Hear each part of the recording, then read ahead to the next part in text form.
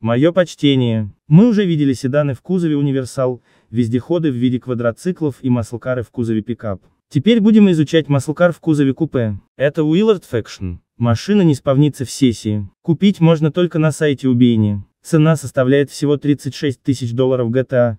Сам по себе Faction довольно бодр и неплохо управляется. Убейни расщедрился и предлагает сразу две версии машины из Willard на выбор: Faction заказной и Faction Dong. Если деньги позволяют, можно потратиться дважды. Но нас сегодня интересует то, что стоит у машины под капотом. Начнем же осмотр. На капоте нас сразу встречают две надписи. Название производителя Willard и Turbo. А Turbo всегда намекает на турбину. Уже интересно. Смотрим дальше. Сбоку на кузове видим надпись 400 Turbo. Американцы часто указывают объем двигателя автомобиля в кубических дюймах в виде трехзначного числа. 400 кубических дюймов – это примерно 6,5 литров. Смелое заявление. Слово «турбо» опять намекает на установленную турбину. Снова повторяются слова Willard, Faction и Turbo. Rockstar, да поняли мы уже, не повторяйтесь.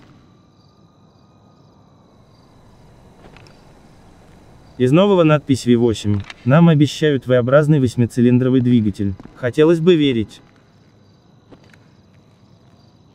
На задних колесах тормоза дисковые. На передних колесах тоже дисковые тормоза. На этом осмотр заканчиваем. Переходим к определению привода.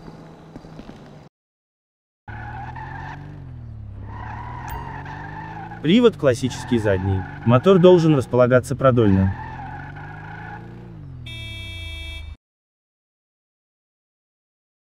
Прообразом для Willard Faction послужил Buick Regal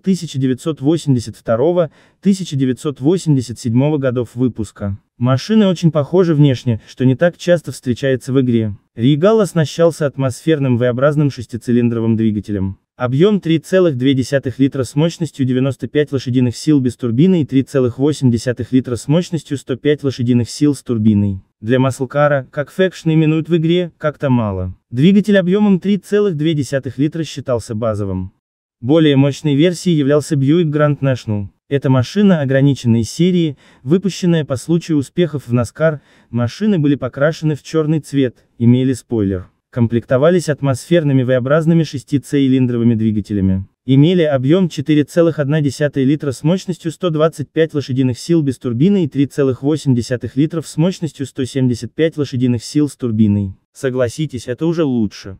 Замечу также, что в одной из частей фильма «Форсаж» Доминик Торетто управлял как раз прокачанной версией именно Buick Grand National. А Доминик на всякой ерунде не гонял, знает толк в хороших машинах.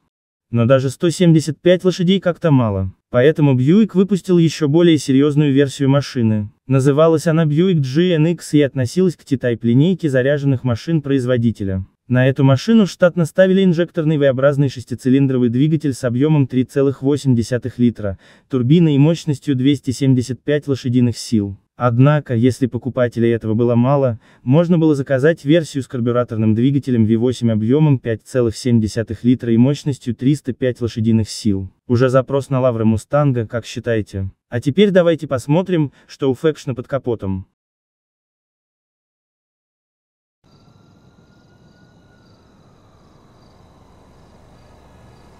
Итак, двигатель расположен продольно. Все верно.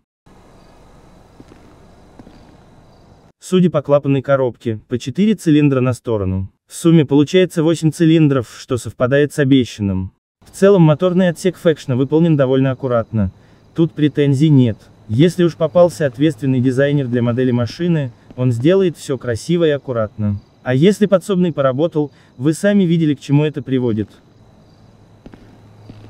А вот и турбина. Смотрите-ка, Rockstar в этот раз дает ровно столько, сколько обещали. Мое уважение.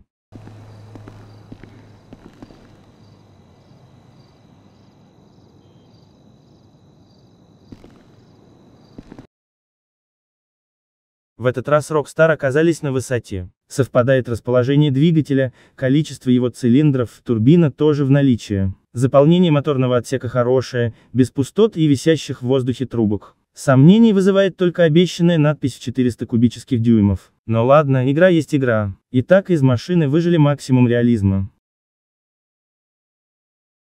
В итоге, мы получили игровую версию Buick GNX с заказным двигателем. И возможность богатого тюнинга у Бенни сразу двух версий Faction. Могу только сказать Rockstar огромное спасибо за эту машину. Могут же когда захотят. Только хотят нечасто. К сожалению, я немного выбился из графика монтажа. Поэтому тесты Willard Faction будут в начале следующей недели. Оставляю вас созерцать прекрасный образчик автомобильного искусства. А у меня дела. До новых встреч. Увидимся.